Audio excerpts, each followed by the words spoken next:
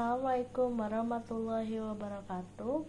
Perkenalkan, kami dari kelompok 9 ingin mempresentasikan tugas dari metodologi penelitian pertemuan 18 dan 19 mengenai treaty shopping dan pemajakan bentuk usaha tetap atau BUT. Kami, kelompok 9 yang beranggotakan pertama Bulsya Fitri, kedua Meli Melianti, yang ketiga saya sendiri Putri Rahmadina, dan yang keempat Riza Nur Erina Fitrianti. Pengertian treaty shopping. Treaty shopping adalah praktik di mana wajib pajak memanfaatkan perjanjian penghindaran pajak berganda atau P3B secara tidak sah untuk mendapatkan manfaat pajak, seperti tarif pajak yang lebih rendah, meskipun mereka tidak memilih hak substitusional atas perjanjian tersebut. Praktik ini melibatkan pendirian entitas di negara dengan perjanjian pajak yang menguntungkan tanpa adanya aktivitas ekonomi nyata di negara tersebut. Dampak negatif treaty shopping. Yang pertama, kerugian pendapatan pajak. Negara sumber kehilangan potensi pendapatan karena pengalihan penghasilan ke negara dengan tarif pajak yang lebih rendah. Yang kedua, penyalahgunaan perjanjian pajak. Perjanjian P3B disalahgunakan menyimpang dari tujuan awal untuk menghindari pajak berganda dan mendorong investasi yang sah. Yang ketiga, ketidakadilan pajak. Praktik ini menciptakan ketidakadilan antara perusahaan besar yang memanfaatkan P3B dan perusahaan kecil yang membayar penuh pajak. Yang terakhir ada distori investasi. Aliran investasi internasional menjadi terdistori menguntungkan bukan karena alasan ekonomi. Dampak negatif treaty shopping. 1. Kerugian negara pajak tinggi, di mana negara dengan tarif pajak tinggi kehilangan daya tarik investasi dan pendapatan pajak. Kedua, ketidakstabilan perpajakan internasional, di mana praktik ini merusak integritas perjanjian pajak, mempersulit negosiasi P3B di masa depan. Ketiga, pengurangan kepatuhan pajak. Kepercayaan terhadap sistem perpajakan menurun, mendorong lebih banyak wajib pajak menghindari pajak. Keempat, beban administratif, di mana pemerintah harus meningkatkan pengawasan dan memperketat peraturan yang memerlukan biaya dan sumber daya tambahan. Perjanjian pajak internasional dalam mencegah treaty shopping. Perjanjian penghindaran pajak berganda atau P3B bertujuan untuk mencegah pajak berganda dan menarik investasi asing. Namun celah dalam P3B sering dimanfaatkan oleh perusahaan untuk melakukan treaty shopping, yaitu praktik memilih yurisdiksi dengan perjanjian pajak yang menguntungkan guna mengurangi kewajiban pajak. Analisis mengenai efektivitas perjanjian pajak internasional dalam menangani treaty shopping. 1. Celah hukum. Meskipun P3B dirancang untuk mencegah penghindaran pajak, celah hukum sering disalahgunakan oleh wajib pajak. Hal ini menentang otoritas pajak dalam memastikan penerimaan negara dan keadilan pajak. Kedua, regulasi dan pengawasan. Indonesia telah mengeluarkan regulasi seperti peraturan untuk mencegah treaty shopping, namun implementasi dan pengawasan masih belum optimal. Ketiga, peningkatan transparansi. Upaya transparansi seperti pertukaran informasi terus ditingkatkan, tetapi efektivitasnya dalam mencegah penghindaran pajak masih perlu diperkuat. Contoh kasus dalam treaty shopping, di mana sebuah perusahaan multinasional asal Perancis atau perusahaan induk memiliki anak perusahaan yang beroperasi di India. Negara India mengenakan tarif pajak yang tinggi atas dividen yang dibayarkan kepada perusahaan induk. Namun perusahaan induk Perancis ingin menghindari pajak berganda yang dikenakan oleh India atas dividen yang dibayarkan. Perusahaan induk Perancis mendirikan anak perusahaan baru di Singapura, yang dikenal memiliki tarif pajak yang rendah, dan memiliki perjanjian pajak yang menguntungkan dengan India. Singapura juga memiliki kebijakan pajak yang memfasilitasi penghindari pajak berganda, yang memungkinkan dividen yang dibayarkan oleh anak perusahaan di India dikenakan tarif pajak yang sangat rendah saat diterima oleh anak perusahaan di Singapura. Perusahaan induk Perancis kemudian menerima dividen dari anak perusahaan yang beroperasi di India melalui anak perusahaan yang terdaftar di Singapura.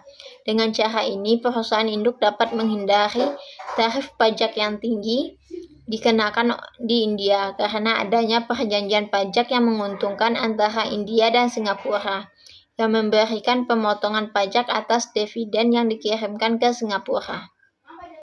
Pemajakan bentuk usaha tetap atau BUT. Regulasi pajak yang mengatur bentuk usaha tetap atau BUT di Indonesia tertuang dalam Undang-Undang Pajak Penghasilan atau Undang-Undang PPH Nomor 36 Tahun 2008 dan peraturan terkait lainnya. BUT merupakan bentuk usaha yang dijalankan oleh subjek pajak luar negeri yang memiliki aktivitas bisnis di Indonesia. Berdasarkan regulasi ini, penghasilan yang diperoleh dari sumber di Indonesia dikenakan pajak penghasilan atau PPH. Tantangan dalam memenuhi kewajiban pajak. Pertama, kompleksitas regulasi sistem perpajakan yang rumit menyebabkan kebingungan terutama bagi perusahaan asing. Kedua, perbedaan praktik akuntansi. Perbedaan antara standar akuntansi Indonesia dan negara asal menciptakan tantangan dalam pelaporan keuangan. Ketiga, perubahan regulasi revisi peraturan yang sering menciptakan ketidakpastian. Keempat, biaya konsultan pajak. Perusahaan kecil kesulitan membayar konsultan pajak untuk memahami regulasi. Dan yang terakhir, transparansi pemeriksaan. Proses audit dianggap kurang transparan, menurunkan kepercayaan wajib pajak. Kewajiban pajak dan tarif pajak untuk bentuk usaha tetap atau BUT. Kewajiban BUT sebagai wajib pajak. Bentuk usaha tetap adalah bentuk usaha yang dimiliki oleh subjek pajak luar negeri namun memiliki kegiatan bisnis atau operasi tetap di Indonesia.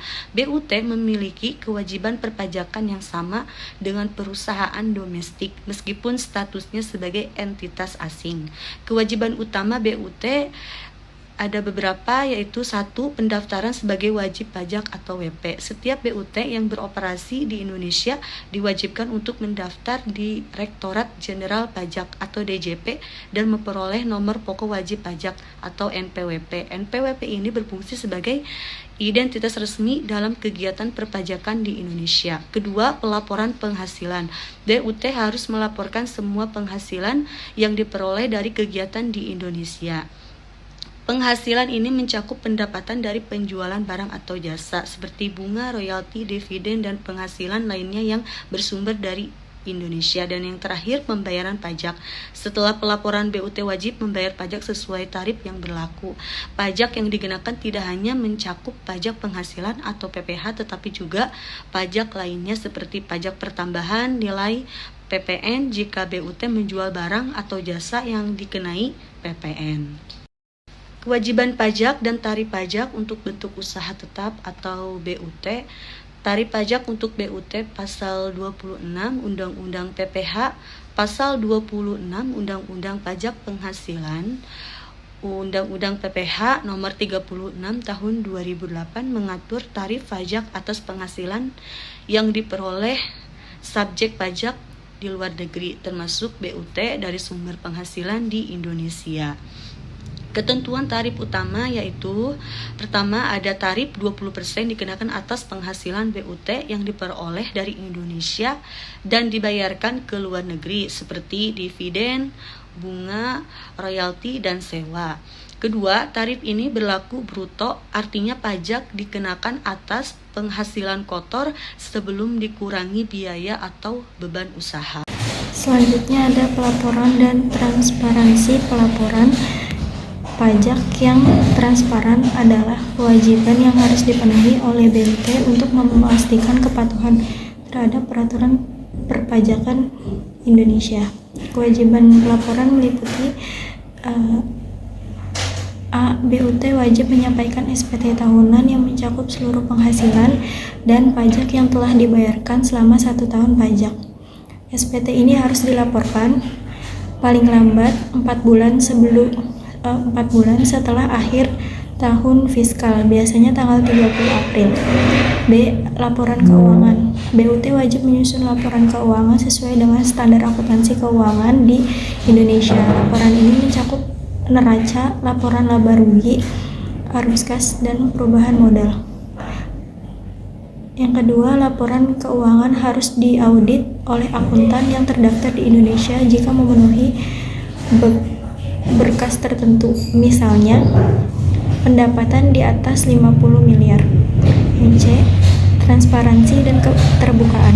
1. BUT harus melaporkan setiap transaksi lintas negara yang berpotensi mempengaruhi jumlah pajak yang harus dibayarkan. Ini mencakup transfer pricing atau pengalihan keuntungan ke luar negeri untuk mengurangi beban pajak.